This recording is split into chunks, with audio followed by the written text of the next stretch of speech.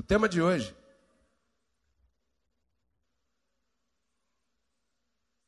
eu recebo que vai encontrar lugar no teu coração, é um tema delicado, a graça e a família. A graça e a família, e que tema, eu nunca tinha ouvido falar desse, eu falei, eu também não.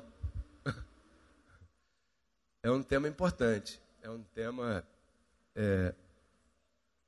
que vai mexer um pouquinho com a gente em relação a vários assuntos, porque em Hebreus capítulo 12, verso 9, a Bíblia diz que Deus é Espírito e Pai dos Espíritos.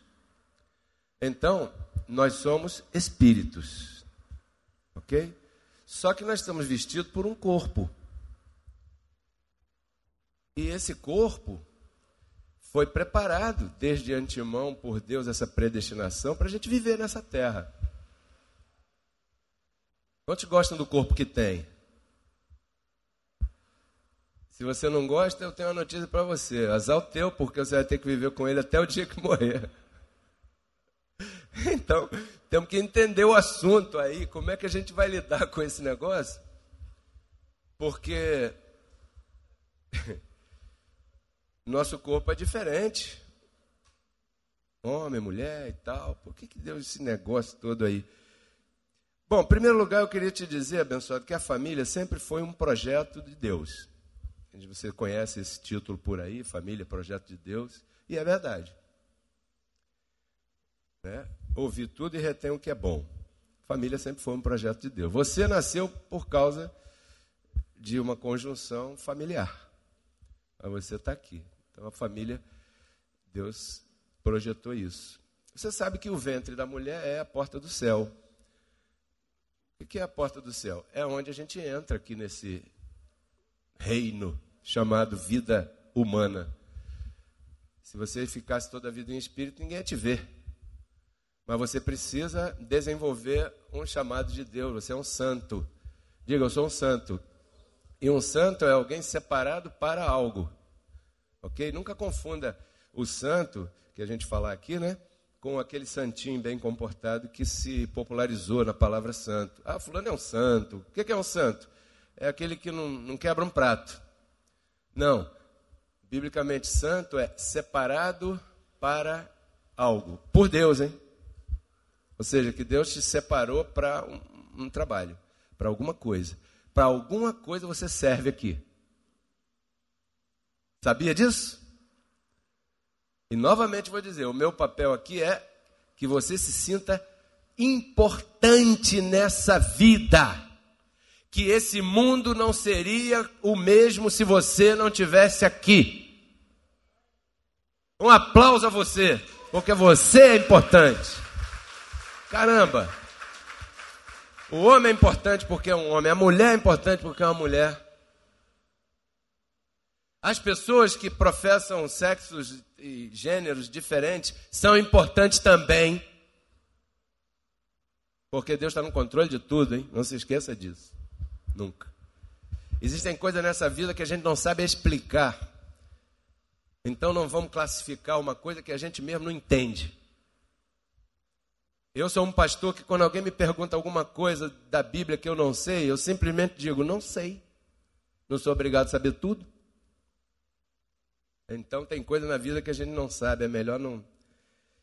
Gênesis 2:18. Isso aqui a gente sabe. Quem foi que inventou isso aí? Quem? Olha lá o que está escrito. Não é bom que o homem esteja só. Diz que Deus criou o homem e quando viu que o homem estava lá meio triste, por quê? Porque o leão tinha leoa. O hipopótamo tinha hipopótama. O elefante tinha elefanta. A girafa tinha o girafo. E o homem estava sozinho de bobeira. Devia estar meio triste, né? Aí Deus olhou e falou, isso não vai dar certo. Não é bom que esse cara esteja sozinho, porque ele sozinho vai fazer besteira. É o que está escrito ali. Não é bom que o homem esteja só. E o que veio daí? Você já sabe. Deus criou a mulher. Quantas mulheres dizem aqui? Eu recebo. Bom, se não é bom que o homem esteja só e por isso Deus criou a mulher, significa que a mulher também foi criada para não estar só. Porque ela foi criada com um propósito. Pois bem, o homem não está só e a mulher também não está só. E aí a gente vê aí a explicação bíblica para o primeiro casal. Então eu queria dizer para você um detalhe. O detalhe aqui é que esse primeiro casal, Deus escolheu. Depois ele não se mete mais nisso. Quantos recebe? Porque às vezes as pessoas dizem, pastor, eu estou esperando um varão que o Senhor tem para mim. A notícia é, Deus mudou de sala. Ele fez essa aí, viu a confusão que deu e de repente resolveu não se meter mais nisso. Que silêncio, hein? Que bacana, sinal que você está recebendo a palavra. Então, depois disso aí, cada um escolhe o seu par. Mas tem uns critérios. Tem critério? Claro que tem. Quantos aqui já compraram um carro? Olha, todo mundo. Já comprou carro? Já. Você escolheu o carro? A cor do carro? Você entrou no carro? Ligou o carro? Escutou o barulho do motor do carro? Viu a cor do carro direitinho? Se o estofamento estava bonitinho, bacana. E certamente você viu algum carro que estava com estofamento ruim, tudo caindo, rasgado, uma cor que você não gosta, um tamanho de carro que você não, esse carro aí não vai ficar bom para mim e tal. Você escolheu um carro. Quantos aqui já escolheram roupa na loja? Você chega na loja e fala, pô, gostei daquela blusa. Mas quando você chega perto, você olha o material daquela roupa e fala, não gostei não, estava enganado e tal. Não é assim? Quando já escolheram um restaurante para ir comer? Eu gosto dali, vou ali. Então, ali. Aí na hora de casar, que é para a vida toda, a pessoa fecha os olhos antes e vai abrir os olhos só depois que casou. Obrigado. Quando na verdade é o contrário, né? Deve abrir bem os olhos antes e depois que casou, aí não adianta, é melhor fechar os olhos.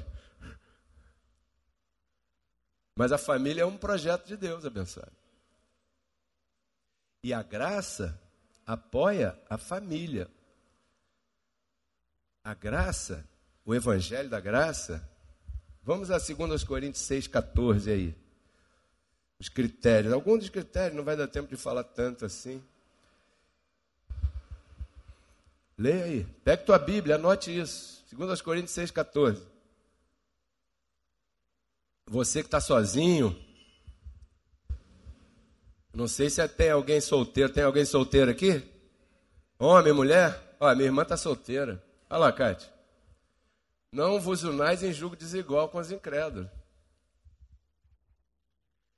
Porque que companheirismo tem a justiça com a injustiça? Ou que comunhão tem uma pessoa que está iluminada nos olhos do entendimento e uma pessoa que não está iluminada nos olhos do entendimento? Vai dar errado. Quantos estão entendendo isso? Então, o Evangelho da Graça está dizendo que você deve olhar com atenção se você vai abrir uma empresa, por exemplo, e precisa de um sócio, e o sócio é daquele sócio que vai lá bater o tambor e pedir conselho para o preto velho. Nada contra o preto velho. Não estou falando de religião.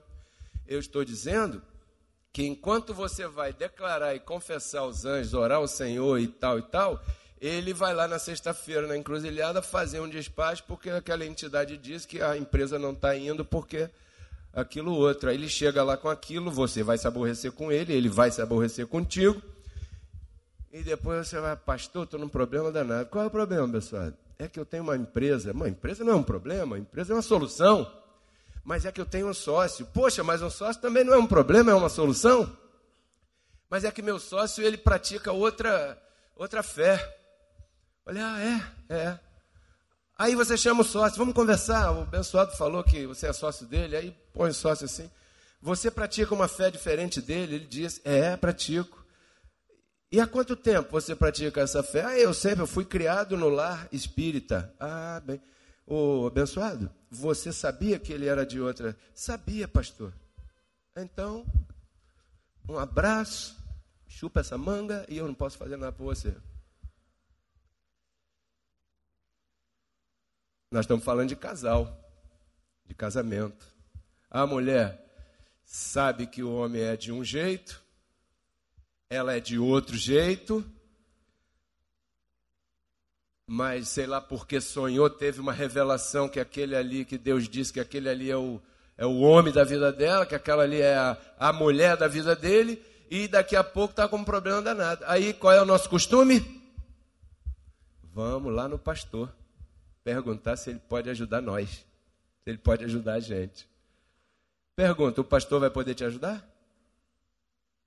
Vai? Só se ele dissesse para você, se divorcia.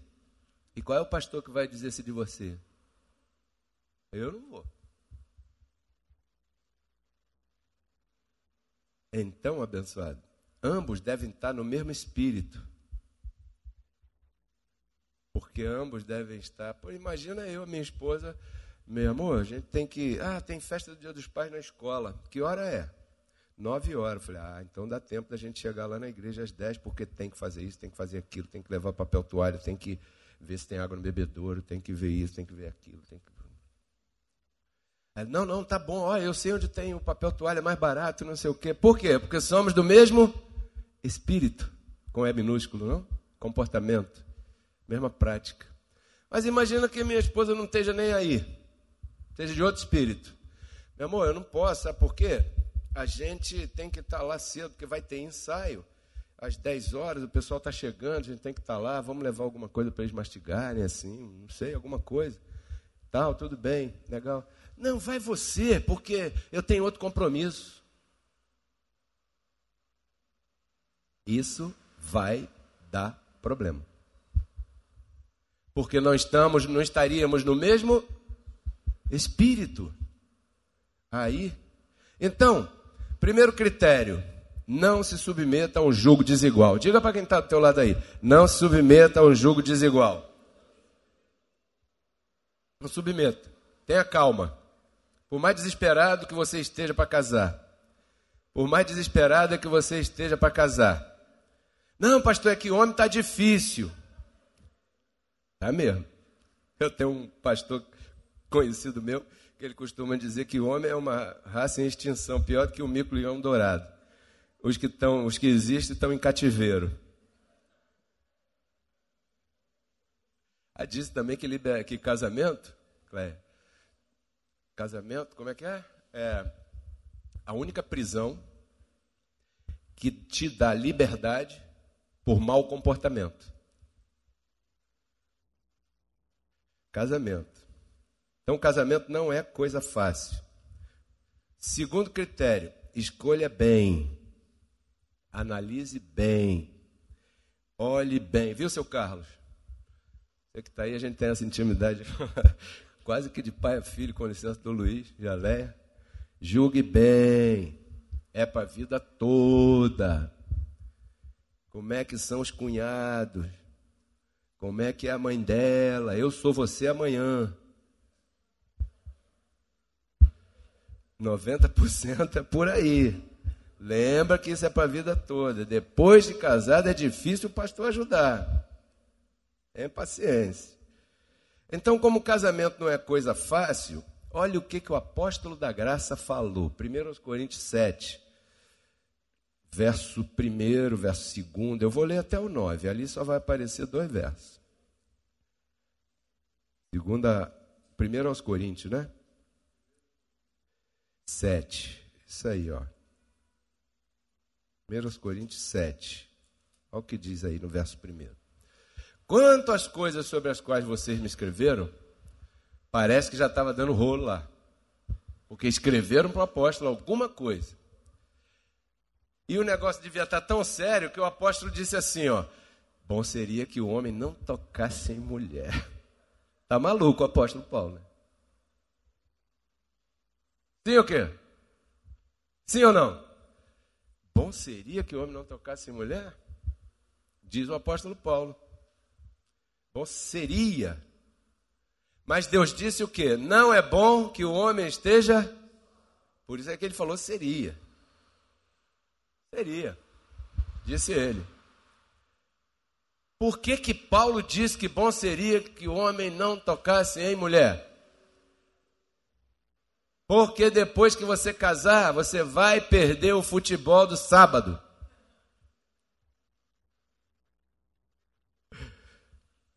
O churrasco com os amigos. Aquela quinta-feira à noite que você reúne com os colegas do trabalho e sai para tomar um chopp. Você vai ter alguém em casa te esperando, porque casamento é comunhão. Como é que vai fazer? Aí já é uma responsabilidade que você assumiu.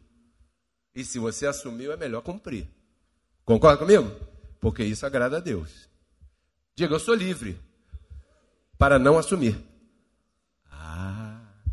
Não é livre para bagunçar depois que assumir. Isso não é graça. Isso é bagunça. Isso não é o que a gente prega. Você é livre para recusar antes de assinar. Mas depois que você assinou, ai, ai, ai. Porém, por causa das fornicações, cada um tem a sua própria mulher e cada uma, porque isso estou falando aqui dos dois, do gênero, né? Cada uma tem o seu próprio marido. O apóstolo da graça está falando disso, tá? Eu pensei que em graça a gente podia dar uma viajada ali, depois passear no outro lado, porque eu sou livre, não me conheço segundo a carne. Graça não é isso não, abençoado. Está equivocado. Está equivocada se pensasse assim. Verso 3. Não está ali. Mas eu tenho aqui. Você deve ter a tua Bíblia aí. O marido cumpra com a mulher o dever conjugal. Ó. E também a mulher com o marido. Verso 4. A mulher não tem poder sobre o seu próprio corpo. Ih, caramba. Senão o marido. Quer dizer que eu tenho poder sobre o corpo da minha Margarita. A graça está dizendo no Evangelho. Nem tampouco o marido tem poder sobre o seu próprio corpo, senão quem tem poder sobre o meu corpo é a minha esposa. Você recebe essa palavra? É? Então faça bom uso. Verso 5. Não vos negueis uns ao outro, a não ser por algum tempo de consentimento mútuo, para se ocupar sossegadamente na oração, porque senão você vai estar, Senhor, e com pensamento em outras coisas, e tornai a juntar-se um com o outro, para que o seu adversário não vos tente por causa da incontinência. Incontinência você sabe o que é, né? É aquele desejo incontido da relação sexual, tanto do homem quanto da mulher. Uns têm mais, isso é corpo, o corpo que você está, é assim. Uns têm mais desejos, outros têm menos. Os solteiros se enganam, porque eles pensam que quando casar vão fazer sexo todo dia. E então é melhor você entrevistar um casado aí para você perguntar quantas vezes ele... Que você vai ver que não é bem assim que a banda toca. Mas, ó, Paulo sabia disso, hein? Aqui, ó. Cuidado onde você está pisando, porque casamento é um negócio tremendo, abençoado. É um negócio tremendo. E eu sou casamenteiro. Não fosse, não estaria casado. Verso 6, ó. Mas eu digo isso a vocês por via de concessão, tá ok? Não é mandamento. É uma orientação que o apóstolo está dando, não é mandamento. É uma instrução, um cuidado. Sabe? Um cuidado. Porque ficaria muito chato, como já aconteceu. Estamos em graça, somos livres. E a mulher tem o seu marido. E de repente, o seu carro não está muito em dia. As coisas aí no seu corpo. Você não é aquela magrinha da televisão, seu cabelo não é aquele, sua aparência talvez não seja bem aquela, e você tem seu marido. Aí estamos em graça, somos livres, chega uma bonitinha, toda. Aí pega o teu marido e leva. Isso para uma congregação afeta. E Paulo estava cuidando disso. E o meu dever é cuidar disso também. Agora, livres? Livres nós somos. Que silêncio, estou ficando com medo. Eu acho que vocês vão me bater aqui, não sei. Verso 7, ó.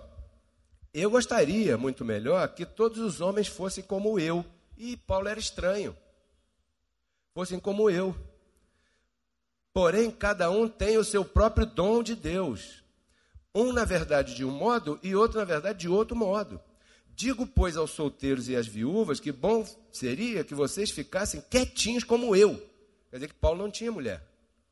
Porém, se vocês não têm o dom de continência, diga comigo, continência é um dom.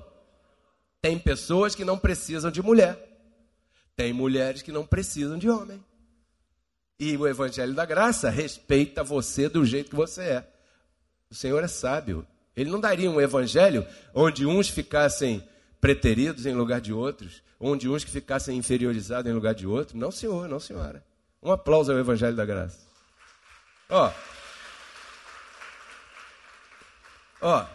De novo, verso 8. Digo, pois, aos solteiros e às viúvas que bom seria, se aguentar, se conseguir, ficar como eu.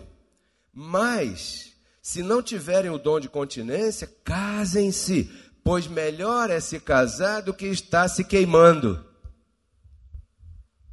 E esse queimando aí você interpreta. Claro, poxa, se chateando, correndo perigo, se aborrecendo, vivendo aventura aqui, outra aventura ali, um relacionamento aqui só para ter um relacionamento. Você não é obrigado a se relacionar com ninguém, se você não quiser. Diga, eu sou livre. Diga para quem está do teu lado, você também é livre. Só que se você casou, ferrou.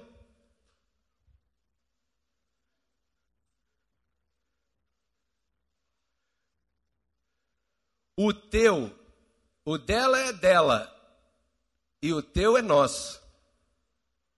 Não, estou brincando. Mas cuidado com isso. Cuidado com isso. Cuidado com isso. Tua vida necessita cuidado. Quer ver um outro cuidado? Aqui, ó. Hebreus 13, 4. Não confunda o Evangelho da Graça, porque afeta o teu crescimento e o crescimento da igreja. E o crescimento da congregação. Uma congregação é composta de famílias. O pai da Cleia e a mãe da Cleia, eles vieram aqui ver aonde é que a filha deles andava. Não foi? Eu vou lá ver onde é esse lugar que minha filha está. Quando chegou aqui, viu uma congregação saudável. Nós temos defeitos, viu? Muitos. Assim como vocês também têm. Entende? Só que aqui nós tratamos com a verdade, com sinceridade. O meu papel aqui é esse. Gostaria de estar aí sentado ouvindo, seria melhor. Mas esse é o papel que o Senhor me tem aqui para fazer. Olha aqui, ó. O matrimônio em graça é válido. Aqui tem abençoados que eu festejei a cerimônia deles do casamento. A reunião, os abençoados alugaram um salão de festa, fizeram uma festa bem bonita e me chamaram como pastor para ir lá ministrar e apresentar não a Deus, porque Deus já sabe desde antes da fundação do mundo com quem você vai casar. Eu fui apresentar aos convidados, aos padrinhos, à sociedade civil, aquela nova família que estava se formando ali. Me refiro a Ulisses e Viviane, por exemplo. Um aplauso a esse casal aí que está aí, firme. Por quê? Porque para aqueles que desejam, para aqueles que têm essa intenção, para aqueles que pensam nisso aí, saiba você que aqui deve ser honrado o matrimônio entre vocês. Honroso seja o matrimônio entre todos vocês. E o leito sem mácula. Pastor, o que é leito sem mácula?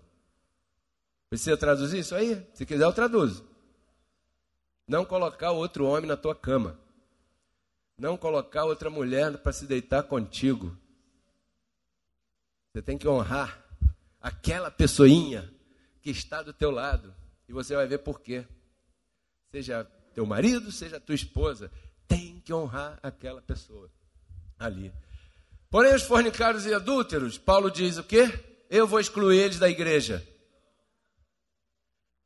Deus os julgará. Ou seja, isso não é comigo. O meu papel é até aquela ponto e vírgula lá.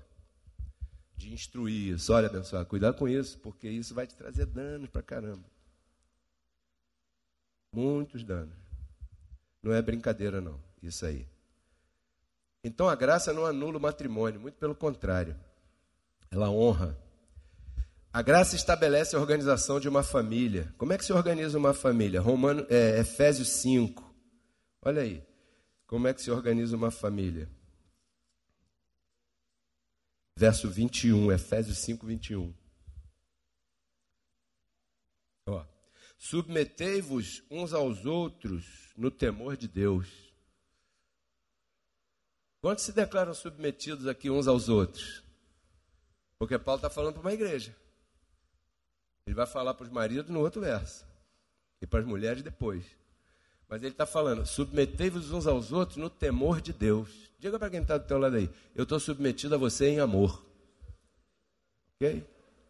Amor. Né? O verso 22, olha o que diz. Verso 22. Não está aí? Tá sim. 22 e 23. Não, tranquilo, cara. As casadas, quantas mulheres casadas tem aqui? Levantem a mão assim. E pouquinha.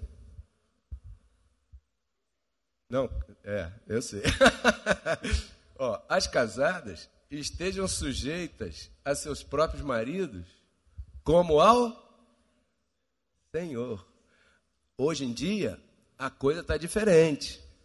A gente tem que entender a evolução das coisas. Por exemplo, quando eu era criança, eu brincava de carrinho, como a gente não tinha dinheiro para comprar brinquedo, era uma latinha de sardinha que a gente furava, botava um prego, cortava o cabo de vassoura assim, em 4 negocinhos assim, fatiazinha, furava ali, era a rodinha do carrinho, a gente brincava ali, volta e meia aparecia um carrinho de plástico, né? Essa era a nossa forma, brincava na rua, pegava chuva, pegava sol, furava o pé com prego, cortava no caco de vidro, fazia muita coisa. Ontem, a gente estava aqui colaborando, e estavam 3 crianças, 2 minhas e outra do Ulisses. E eles estavam ali atrás sentados jogando joguinho em silêncio, total. Um aqui, outro ali, outro ali. Eu parei e fiquei olhando assim, falei, essa turma é diferente. Quem está certo e quem está errado? Ninguém, abençoado. Isso é o mundo deles, é a época deles. Então tem que respeitar isso. Quantos concordam? Eles jamais vão brincar, eles jamais vão furar o pé com prego. Não sai nem na rua, tudo branco, igual não pega sol, não pode fazer nada, não suja a mão, nada. Mas tem que respeitar porque isso é o de hoje. A gente está no 3º milênio, 2018. Quando a gente fala de que a mulher deve estar sujeita a seu próprio marido, a maioria das mulheres grita. É verdade ou é mentira? Porque agora tem o feminismo ao contrário, tem o feminicídio, e machismo não sei de quê. É uma coisa doida. E a gente está no meio dessa sopa. Mas eu vou falar uma coisa para você. Gênesis 2,18 diz, não é bom que o homem esteja só. A mulher foi criada para estar ali. O homem foi criado para estar ali. Quando a gente fala que as casadas estejam sujeitas a seu próprio marido como ao Senhor, a maioria das mulheres pula, porque hoje em dia o homem não honra, não respeita e não admira a sua mulher. Qual é a mulher que vai se submeter a um cara desse? Então, quando você ouvir aqui sobre esse assunto, esqueça o cara da novela. Eu não estou falando disso. Eu estou falando de coisas que o Senhor tem do seu coração para a gente. Agora, mulher, eu vou te dizer. Se você tem um marido que de vez em quando chega em casa com uma flor, que de vez em quando te leva para sair, que de vez em quando te leva um café na cama, que te honra, te ama publicamente e te respeita, você não vai se submeter a esse homem? Porque isso é uma naturalidade da mulher, desde que o homem seja homem, e não esses calça frouxa que tem aí fora. Digo calça frouxa com toda a razão. Por quê? Porque não é fácil você manter uma mulher submetida em amor. Não é fácil não, abençoado. Muitas vezes você tem que abrir mão de coisas que você não gostaria de abrir mão. Você tem que calar a boca e ouvir ela falar, porque tem que admitir que às vezes ela está falando porque tem razão. Não, mas aí a minha mulher que manda aqui, e aqui o macho sou eu, porque o marido é a cabeça. Não misture Bíblia com confusão, porque o marido é a cabeça, mas a cabeça tem que ser cabeça, porque senão bagunçou o coreto. Então, como ao Senhor. Como é que o Senhor trata a sua igreja? A chutes e pontapés? Ou com carinho, paciência, perdão, calma? O Senhor é longânimo contigo? Quantas vezes você comete erro e o Senhor continua o mesmo? As mulheres estejam sujeitas ao seu marido como ao Senhor, desde que o marido se comporte como o Senhor se comportaria com a igreja. Verso 23 diz assim, ó, porque o marido é a cabeça da mulher. Se bem que nessa mudança que eu estava falando atualmente, hoje em dia, tem muita mulher aí fazendo papel mais bonito do que muito homem. Para vergonha nossa, eu digo. Sabia? Tem muita, hoje é dia dos pais, tem muita mulher por aí que é mais pai do que o pai que gerou o filho que ela teve. E não sei se você entendeu isso. Tem muita mulher aí. Um aplauso a essas mulheres também. Isso é outro caso. Isso aqui é para você se situar aí e se acomodar. Não é para se assustar, não. Porque o marido é a cabeça da mulher. Assim como Cristo é a cabeça da igreja, a qual é o seu corpo, e ele é seu salvador. Ou seja, essa mulher que você casou, agora ela faz parte da sua carne, do seu corpo. Você tem que vestir ela, você tem que calçar ela, você tem que enfeitar ela, porque quem vai desfrutar dela é você, seu bobo. Você tem que cuidar dela da melhor maneira, adornar essa mulher, cuidar dela. Ele é seu salvador. Mas sabe o que a gente vê aí, nessa mudança que está aí? O cara está todo enrolado, está devendo a Raimundo e todo mundo. Aí está lá deitado no sofá. Aí chega o cobrador para tocar na porta. Plim! Aí olha assim, é o cobrador. Mulher, vai lá. Vai lá e diz que eu não estou. Ela até vai. Ela vai. Entendeu? Ela vai. Só que isso aí é um tijolinho na construção que ela está construindo aqui, ó. Ela vai. Aí o cara, o apóstolo Paulo fala a Timóteo assim, aquele que não provê para os seus, negou a fé e é pior do que os incrédulos. Ele fala isso para o pastor Timóteo. O homem que não trabalha para sustentar sua casa, negou a fé e é pior do que os incrédulos. Está escrito na graça, hein? Você nunca tinha ouvido isso, né? Mas está escrito. Aí o cara está lá vendo, ele vê Fátima Bernardi, ele vê Globo Esporte, ele vê Jornal Hoje, ele vê Vale a Pena Ver de Novo, ele vê não sei o quê, ele vê vídeo show, você vê, né? Vídeo show, vídeo show, né? Ele vê tudo. E as contas só chegando. A mulher, ela está lá quietinha, mas ela está vendo. Aí aparece uma oportunidade para ela sair e trabalhar, ela vai. E ganha. E se prepara, porque a mulher é muito mais ativa do que os homens Por isso que ela vive mais, em média, 7 anos do que a gente. Eu recebo que esse não é meu caso. Ela vai, aí estuda, se prepara, faz um cursinho, não sei o quê. E o bobão está lá, vendo Ana Maria Braga. Nada contra, por favor. Mas em lugar de estar fazendo alguma coisa, sendo cabeça. E depois ele quer ser... Não, eu vou no futebol. Não, peraí. Você tem que ficar com as crianças porque eu tenho que sair para trabalhar. Não, porque aqui eu sou o cabeça. O pastor falou que o marido é o cabeça da mulher. Eu estou falando isso? Não. Estou falando isso não, Bessa. Estou falando outra coisa totalmente diferente. Aí a mulher está juntando isso e o cara está lá deitado. Daqui a pouco, ela está no trabalho e chega em casa, é só maltrato. Aí no outro dia ela vai trabalhar. Aí tem a hora do almoço, a hora do lanche. Tem sempre um colega que o diabo bota. É o que eles dizem. Ele diz que é o diabo. Eu acredito que o diabo, se estivesse vivo, estaria escondido, envergonhado. Fala assim, nem eu seria capaz de fazer tanta burrice assim. Se ele estivesse vivo.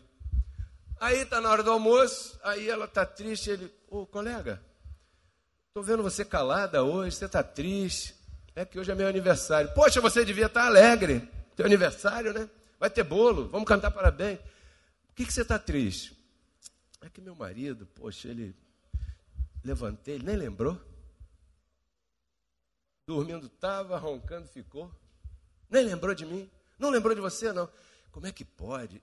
Se eu tivesse uma mulher igual a você, olha, eu te levaria para jantar, já teria acordado você com um presente, com um carinho e tal. E começa aquele tererê, a historinha do rato azul. Aí a mulher fica quase virando os olhinhos, só dele falar. A mulher gosta de carinho. É ou não é? Todo mundo gosta de carinho, mas a mulher foi criada para ser acariciada mais do que o homem. O homem é um pouco diferente, respeitamos isso, entendemos isso, mas a mulher foi criada para outra coisa, né? Aí, no outro dia, ela já vai trabalhar com aquela roupa mais... Por quê? Porque ela vai ter hora do almoço, que coincide com aquele colega que falou ontem aquele negócio bacana que ela não ouvia faz tempo do marido. Certo? E você já sabe qual é o risco que essa família está correndo. Aí depois, o pastor é crente, o marido é crente, né? Porque crente é que tem essa coisa, espera no Senhor, irmão. Espera a cobertura. Aqui, antigamente era assim, não, eu declaro a cobertura aí. Eu não vou sair para procurar trabalho, não. Eu declaro a cobertura na minha mulher, nos meus filhos. Tá? Você vai declarando a cobertura e daqui a pouco o Ricardão é que vai dar a cobertura. Entendeu? Aí o cara chega lá para o pastor, um gabinete pastoral aqui. Pois não, irmão, o que houve? O inimigo está furioso com o meu casamento. Por quê? Porque minha mulher está me traindo. Claro, um cara desse é um banana.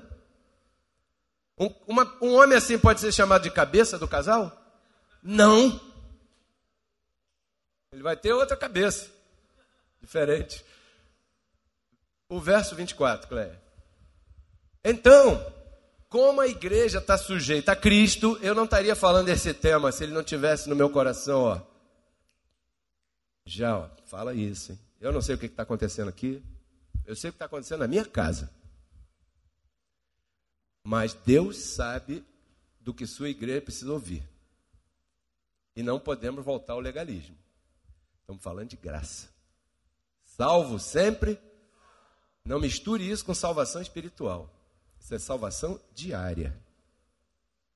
Quantos querem ter um relacionamento bom? Um casamento bom, um namoro bom, um conhecido bacana? Que as pessoas vão ficando mais velhas e não admitem. Fulano é meu namorado. Não, é meu companheiro. Já tem, né? Então, como a igreja está sujeita a Cristo, assim também as casadas estejam sujeitas a seus maridos. Em quê? Em tudo. Em tudo? Em tudo. Quantas mulheres recebem estar sujeitas a seus maridos em tudo? Levanta a mão assim. Eu sei o que você está pensando. Desde que o meu marido me trate como Cristo trata a igreja. Mas é exatamente isso que a gente está falando. Em tudo. Verso 25. Maridos, por favor, né? Amai vossas mulheres assim como Cristo amou a igreja e se entregou a si mesmo por ela. E agora? Amai vossas mulheres assim como Cristo amou a igreja. Uma vez salvo, se nós formos infiéis, ele permanece, porque não pode negar-se a si mesmo. Assim é Cristo contigo? Você é capaz de tratar tua mulher assim? Só que se você a ama, a respeita, a trata com dignidade e a honra, ela jamais vai te trair. Porque ela foi criada para ser a tua ajuda idônea. Para ela ser tua ajuda idônea, esse matrimônio tem que ter um objetivo, uma meta, um trabalho, uma guia. Porque só se pode ajudar aquele que tem alguma coisa para fazer. Mas se eu sou um marido relapso, não tenho compromisso com nada, não trabalho, não busco isso e nem aquilo, a minha esposa vai ser ajuda idônea de quê? Da vagabundagem? Não existe. Para ser ajuda idônea tem que ter o que fazer. E quem é o cabeça que tem que puxar isso? Quantos homens aqui podem dizer, sou eu? Viu como é que falam baixinho? Abençoado, para casar tem que ter coragem. Tem que ter coragem. Tem que ter. Mas você foi preparado para isso. Assim como a mulher grávida, não é doença. Gravidez não é enfermidade. A mulher foi preparada para isso. Tem que ser respeitada? Tem. Mesmo quando ela não estava grávida, tem que ser respeitada da mesma maneira. Então, isso aí não é forte demais para o homem, porque o homem foi preparado por Deus para isso. E a mulher? A mulher foi preparada por Deus para estar sujeita às coisas do homem. Mas por que isso não acontece, pastor? Porque existe desordem em todo tipo de lugar que você vê aí, por aí. E essa desordem entrou dentro das famílias. Abençoado, uma igreja é formada por famílias. Se as famílias são fortes dentro do conceito da graça, a igreja será forte. Se as famílias são fracas, a igreja será fraca. Porque uma igreja é formada por famílias. Quantos aqui fazem parte de uma família qualquer? Talvez a tua família não esteja toda aqui, mas você faz parte de uma família. A igreja é formada por família, sim. Então, esse texto aí, não precisa nem de interpretação. O problema é que as coisas se desvirtuaram tanto que quando você toca nesse assunto, você fere as susceptibilidades das pessoas. Por exemplo, quando você diz à mulher, a mulher tem que estar submetida ao marido. A mulher acha que isso é ser menor. Porque é isso que aquela feminista lá fora falou, que a mulher agora tem que estar empoderada. Infeliz, mas empoderada. Sozinha, triste, querendo casar, né? Porque respeita o dom de continência. Por favor, cada coisa é uma coisa. Mas tem pessoas que com isso afugentam aqueles que poderiam estar ali chovendo nessa horta. Então, há homens difíceis. Por quê? Porque tem dificuldade de se colocar na sua posição de homem, de pai. Eu tenho 2 filhos. Eles têm que ter uma referência minha. E se eles me veem tratando as coisas de qualquer jeito, o que você acha que ele vai fazer amanhã? É a mesma coisa. Ele foi o que ele aprendeu. Porque o tempo hoje com as crianças é pequeno. O que diz a Bíblia? Olha outra coisa que está acontecendo com as famílias. Para você prestar atenção nisso e me ajudar nisso. Não é legalismo, não. É coisa séria. A Bíblia diz assim: ensina o menino no caminho que ele deve andar, e até quando crescer não se desviará dele. Não está falando de você levar o menino para a escola dominical, não. Está falando para você ensinar o teu filho, pai e mãe, homem e mulher. Quantos recebem essa palavra? Você sabe que a idade de uma criança se formar na sua, mais ou menos, personalidade ou caráter, não sei o quê, é até os 7 anos de idade. Quando chega aos 7, ele já está formadinho no seu corpo. Estamos falando de corpo, né? De salvação diária. Pois bem, hoje em dia a coisa está tão veloz que a maioria dos pais pegamos nossos bebezinhos de colo ainda, que não sabe nem mamar no peito direito, e colocamos eles na creche. Então essa criança começa a crescer naquele... Ali, os que não vão nessa idade vão aos 3 anos de idade, e aquela escola começa a passar aqueles conceitos lá para o teu filho. E você só chega em casa às 8 horas da noite, tua esposa também, porque tem que trabalhar para ganhar dinheiro, para fazer não sei o quê. Às vezes nem precisa tanto assim. E aí não cria o filho no caminho que ele deve andar. E o filho vai andar no caminho que aquela creche ensinou, que aquela escola ensinou. Quais são as tendências lá daquela escola? Quais são as tendências daqueles professores ou professoras? Quais são? Aí quando cresce, não ensinou no caminho que você tem como referência na tua casa, aí fica, esse menino é tão diferente da gente, puxa vida, ele está reagindo de outra forma e tal. Claro, porque naquela época que ele tinha que ser ensinado ali, você estava trabalhando, ganhando muito dinheiro. O negócio é sério, hein? Casar, o apóstolo Paulo falou em quem? 1 Coríntios 7:1. Olha, seria bom que você não entrasse nessa furada. Mas Deus disse, não é bom que o homem esteja só. Então, da mesma maneira, tem mulheres difíceis também. Tem mulher difícil, abençoada.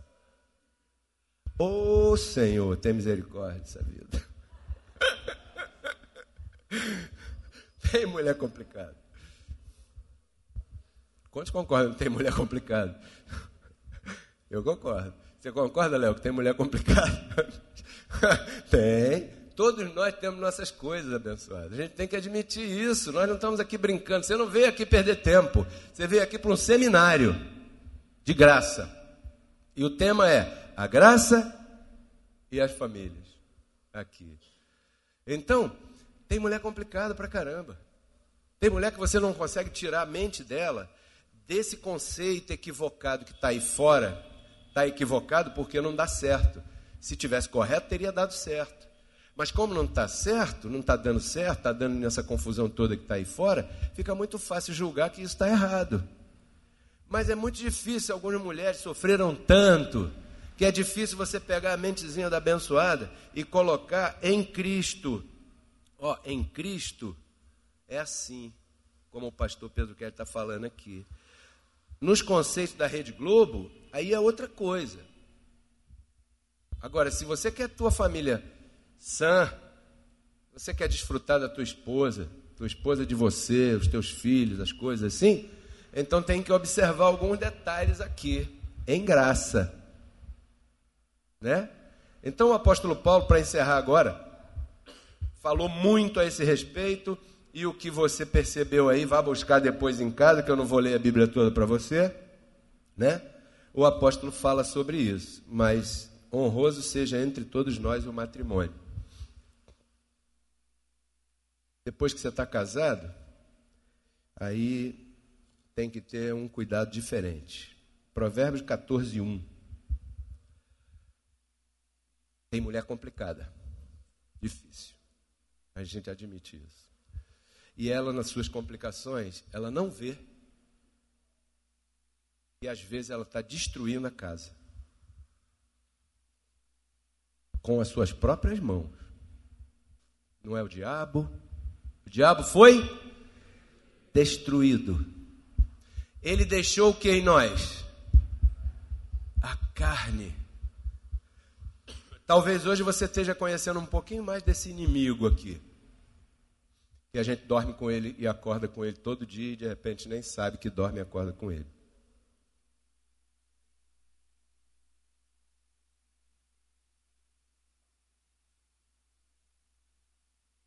A mulher, para edificar a casa, ela tem que estar ao lado do homem. Quando já brincaram de cabo de guerra? Um puxa para um lado, o outro puxa para o outro. Não é?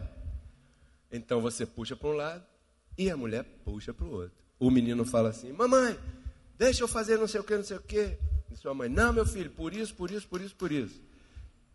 O menino não é bobo, ele é inteligente. Ele: papai, deixa eu fazer isso com aquilo, com aquilo. E o pai, pai está no Facebook, está no WhatsApp, está na internet, sei lá o que ele está. Vai, filho, pode ir. Então isso é um cabo de guerra, certo? Isso chega a um tal ponto que depois ninguém segura. Então eu queria falar aqui um momento sobre para as mulheres especificamente. Abençoado. Mulher. Quantas mulheres aqui podem dizer um glória a Deus bem alto? Olhe bem o lar que você tem em casa. Olhe bem o marido que você tem em casa. Escute de novo esse tema que o pastor falou. E não derrube você mesmo a tua casa. Porque depois, estamos em graça, você não vai poder nem botar a culpa no diabo. Porque o diabo foi destruído. E agora, quem está destruindo? Você. Sem se dar conta. Você recebe? Podemos ir embora? Não sem antes louvar o Senhor? Então a minha função hoje aqui como apóstolo do ministério foi a família e a graça. Eu recebo que essa palavra encontre lugar no teu coração e que você possa desfrutar do que foi dito com calma, com sabedoria, com inteligência, porque ninguém quer viver mal. Quantos aqui querem viver bem? Com sua esposa ou seu marido? Não é bom? Então vamos tratar esse assunto, abençoado. Porque o nosso ministério está só começando. Eu confesso, um ministério forte, podendo acolher as pessoas, porque as pessoas por aí fora não têm onde ser acolhidas. Elas virão para cá. E eu conto com você para receber todo aquele que entrar por essa porta aí para dentro. Você recebe? Vão entrar pessoas tristes, feridas, maltratadas, defraudadas, irrespeitadas. E eu confesso que nós, todos, vamos pastorear todas essas vidas aí com uma palavra de sabedoria para cada uma delas. Você recebe? Pode dar um aplauso ao Senhor nesse momento?